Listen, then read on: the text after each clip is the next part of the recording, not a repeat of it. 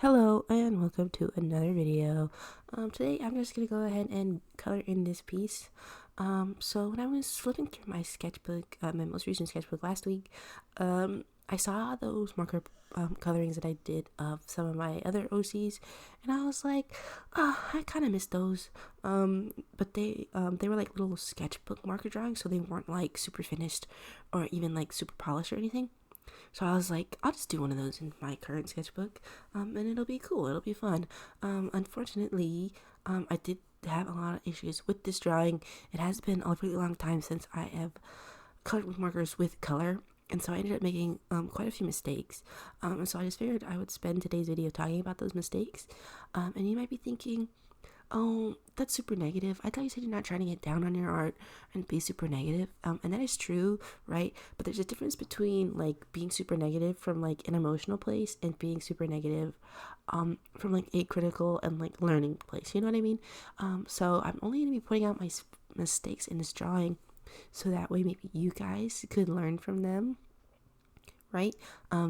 Because if you're not making mistakes in art, you're not learning, right? If you're like, every piece I make is the best piece I've ever made, and I'm only ever getting better, I don't make mistakes, right?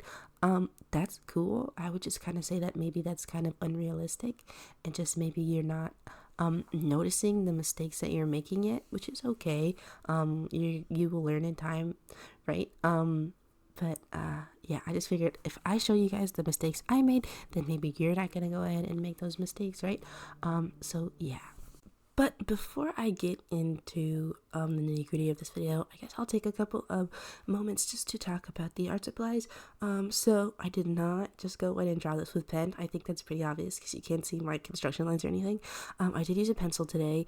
And I'm sorry you guys don't see the sketching process for this video, but when I'm sketching with pencil, it usually takes me twice as long because I'm going over things and I'm like, I can fix it. I am using a pencil, I'm not using pen, so I'm just gonna go ahead and try to fix the mistakes as much as possible, right? And so I'm usually pretty hyper focused when I'm trying to draw with pencil, and I'm always erasing a lot, and even just coloring with markers, I make the camera shake. And so if I'm gonna be erasing anything, the camera's really gonna shake.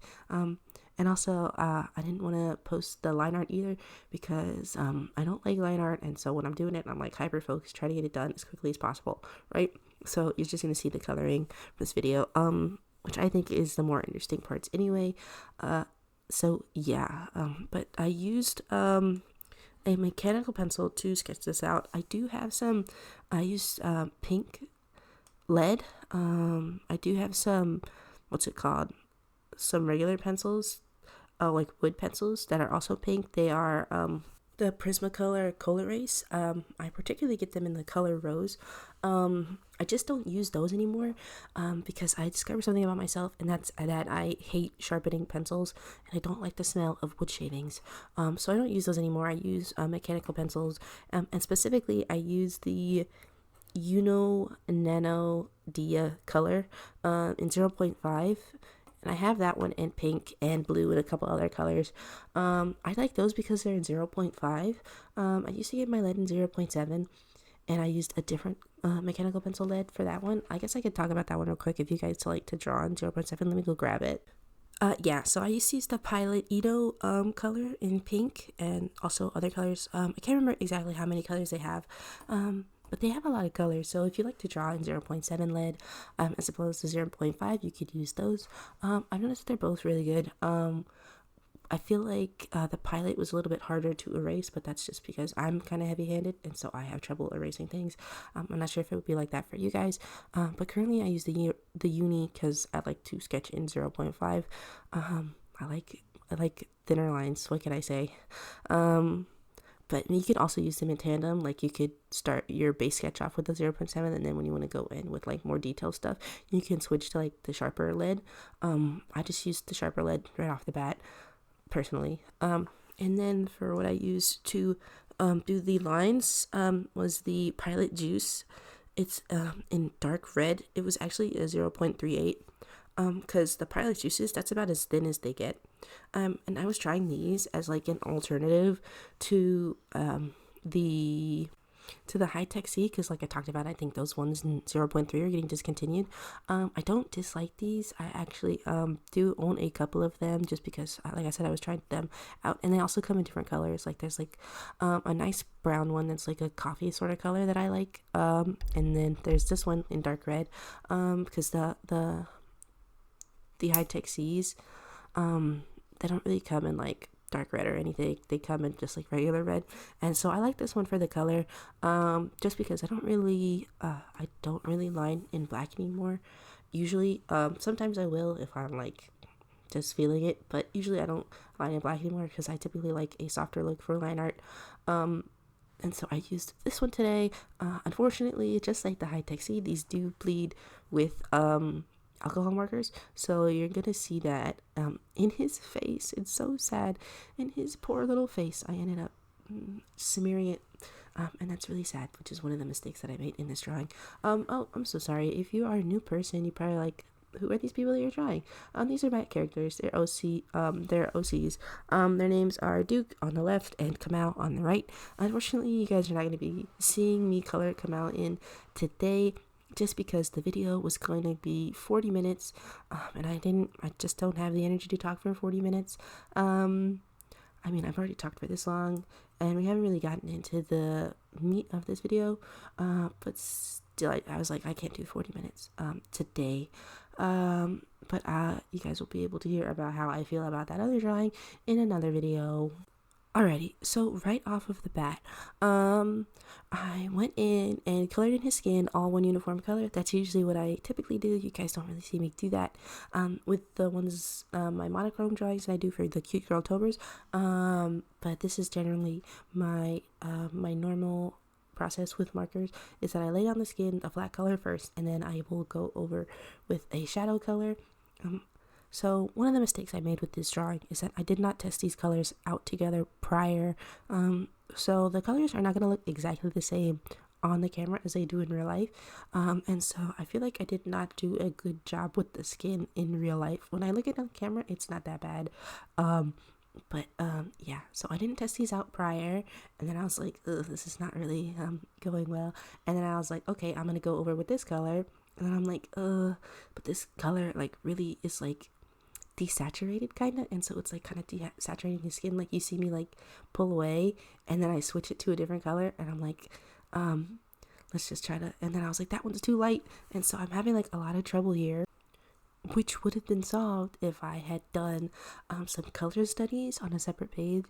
So basically what a color study is just basically what it says on the tin, right? You're gonna try to pick the colors that you want to use, and you're gonna test them out on a separate piece of paper to see how they work together, how they blend together. Or even you could do like a digital color study. Like I took a picture of this before I colored it in, thankfully. I didn't mean to do that, but now I'm like super happy that I did, because that means I could just go ahead and color it in again digitally, to something I'm more satisfied with. But yeah, you could do that, and then you could test your colors out digitally, so that way you could see what they look like together. I did not do that because I was a silly little guy this time. So unfortunately, I'm not satisfied with the coloring for this one, which is kind of sad for me. But it's something that you guys get to learn from. And so then after I colored in all of his skin, I was like, I don't know, I'm still not really liking it. I did push the shadows a bit more than I usually do, so I was proud about that. I was like, those shadows are shadowing. I didn't pick a specific light source, just because I was like, whatever. I never pick a specific light source. It's honestly probably something that is like a good thing for your art. I know this, like I know these things, and I just don't do them, and so I didn't pick a specific light source. So if I was going to recommend anything to you guys, I would say pick a specific light source, just because it could help your lighting look more dynamic. But this was just supposed to be like a picture that someone is taking of them, you know, like front facing stuff, like whatever. So I was like, it's not really a big deal, it's just a doodle in my sketchbook, right? And so yeah, so I just went and finished coloring the skin, but then I was like, I still feel like I could push the shadows a little bit more. And so after I finished coloring in his skin, I decided I'm gonna go in with a purple color to add like deeper shadows. So like when it comes to adding shadows to the skin, or really anything really. You can pretty much do whatever you want.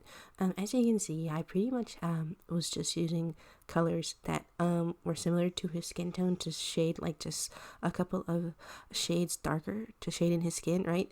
But you don't have to do that. You can shade with really whatever color you want, or you could be like you just shade with purple. Some people like to shade with purple. I'm not great at shading with purple, but I decided to do it with this anyway.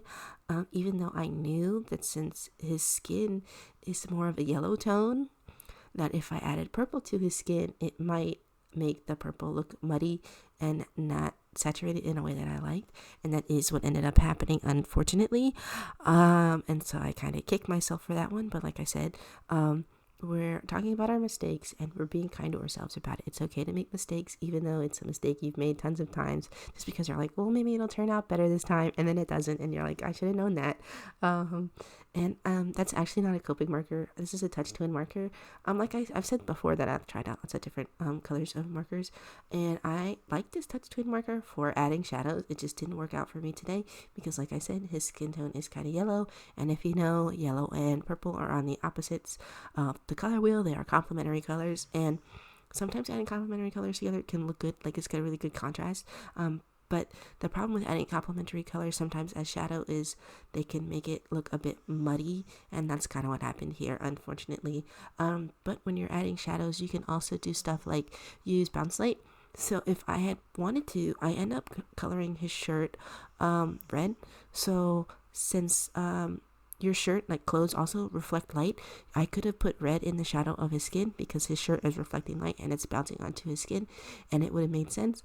Or if I wanted to, when I color in come out next week or sometime later this week, I'm not sure yet, his shirt is blue, and so I could have used blue in the shadows as a bounce light there, and also I could have done the reverse. I could have put red in come out shadows, which would be kind of more interesting. Well, maybe not more interesting, but it would have been like a different look. I just didn't go for it this time because I'm a coward. Unfortunately, sometimes I'm afraid to try new things, and I need to stop being afraid. I need to try new things, because if we're not experimenting, how we know how things are going to turn out? So here I am. I'm just going in and filling in his shirt red. I've said this prior, but when I make ghosties, typically I like to pick out a color that is like their color within the story, and Duke's is red, so typically I draw his shirt as red. And I'm just doing that now. Another little tiny mistake to point out with this is the shirt later on, when I get to like the wider part, the marker does look a little bit streaky. People might like that sort of look. That's personally not what I'm going for. But the problem is I was kind of erratic with the strokes of the marker. So if you want to know how to make smooth, flat colors with the marker, I'll go ahead and tell you. You're going to want to either move in the same direction, right? So as you can see right now, I'm moving up and down, and then I'm moving side to side, which is silly. Okay, if you want a flat color, you guys, it's better to move in one direction, right? And then you see me trying to like do little circles. Little circles are also good if you want it to be a nice flat color. But I should not be combining these techniques if I want a nice flat color. And then I'm doing long strokes. Again, try to keep the same shape, you guys. You can already see that it doesn't really line up, because if you're changing shapes, you're changing the pressure of the brush tip, right? And changing the pressure of the brush tip is going to change how much ink is being let out at a time. And so if you want a nice uniform color, you want a nice uniform stream of ink to be coming out at the same time, right?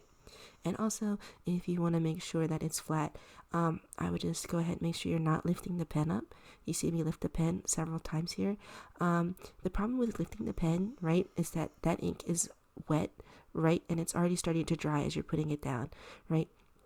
And so as it's drying, you're going to go over it with another layer, and then it changes the color, right? So if you're just doing it all at the same time, all that ink at this from where you're putting the pen down is all going to be basically the same wetness. And then if you're lifting it, it gives it a chance to dry, and then you put down something else, another stroke. That part is wet and the other part is already dry, so it's going to make it harder to blend. I hope that makes sense for you guys. I know that some people have described markers as a dry medium, and I don't want to be mean to those people, but they are wrong. So markers are wet medium. The ink is wet when you put it down, and it does take a moment to dry, right? So it's not as wet as a watercolor. You don't have as much time to work with it, so you are gonna have to move a little bit faster than if you were working with watercolor, because sometimes the watercolor tends to sit on the page a little bit before it dries just because it's using so much water. Alcohol markers is not water based; they're alcohol based. Okay, and so if you've ever seen, like, if it ever left alcohol out, like rubbing alcohol out, it's basically the same thing. It dries really fast, even if it's a lot. Like, you'll come back and like half of it's gone. Okay. It evaporates really quickly, and especially in your markers, you need to be moving quickly to make sure it's wet if you want to have like the best chance at blending it out. If you don't want it to be blended, don't worry about that. Okay, if you're like, I like it when it's more cell shaded, that's cool. Don't worry about how fast you move. If you want it to be cell shaded, you can let it dry and then whatever, you're fine. But if you do want it to be blended, you're gonna have to kind of move fast. Yeah, so now I'm moving into coloring Duke's hair red, and his hair is not red. So like, why are you coloring it in red? So in the story, he is described as having blonde hair and blue eyes. That's just like literally the first time I described him. I had his personality kind of set up as like a douchey kind of guy, like frat bro type of person, right? And so I was like, well, classic frat bro, blonde hair, blue eyes, right? But I don't know. Whenever I am coloring him in, I'm already have like the reds out, and so I'm like, well, I'll just make his hair red or like a reddish brown. And now whenever I look at him, I'm like, he is not a blonde with blue eyes. I have to change like his written description, because I cannot see him as having blonde hair and blue eyes. Maybe I could just set him up as like a blonde who dyes his hair red. That would be chill. I don't know. I just never draw him with blonde hair and blue eyes. I don't think it fits him. Not that there's anything wrong with having blonde hair and blue eyes. Everybody is beautiful, and everyone's beautiful in their own way. But I just don't think it fits Duke or his personality. And so I'm probably gonna have to change the description that I wrote for him as being a blonde with blue eyes, because it's just not him. And then it'll make me feel better, because every time I draw him, it's either with brown or red hair. And it'd just be more accurate if I just change his description. Okay, and so speaking of his hair, I do also make a mistake with the hair. Like I said, I like to draw his hair as either red or like brown or like a reddish brown. And so I was like, I had some browns picked out because I did color both characters at the same time. I just had to cut the footage in half because it was so long. And so I had browns set up for Kamal's skin, and I was like, well, I'll just use those browns in his hair. But I did not do a color study, right? And so I put the brown down, and I was like, this does not look good. Like, the tone of it is different. Like, the red is red, right? But the brown is more of like a cool brown, and I'm like, ugh, that looks really bad. And obviously it doesn't look that bad, like it could be worse. And so I went over it with a different brown that I had picked out. And it was too dark, and I was like, oh, it's supposed to be the highlight, and then all the highlights are gone, which is unfortunate. So again, I would like to stress, you guys, pick out your colors prior and test them. Don't just pick them out and be like, oh, I know what they look like, they're gonna look good together. Okay, because that's what I do, and I always mess it up. Okay, learn from me, test them out prior on a different page, see if they go together, and test it out on the same paper. Okay, if you're gonna test it on a different paper, you're like, oh, it looks good here, and then you realize, oh, these papers are actually different colors, and so the paper is like this yellowish paper, it looks good on this yellowish paper because it changes the tone of the color a little bit than it does on this blue paper. Okay, paper has different colors. Okay, remember these things when you're drawing them. Okay, and I just went ahead and colored in his tongue. I added shadows to his tongue, even though your tongue doesn't really have that many shadows. It can, but not the way that I did it. But that's okay. Who cares? It's just a small part of the drawing. And then I'm just coloring in the spit. Gross. Anyway, that's the end of the video. I hope you guys enjoyed this. I'll see you in the next one. Bye.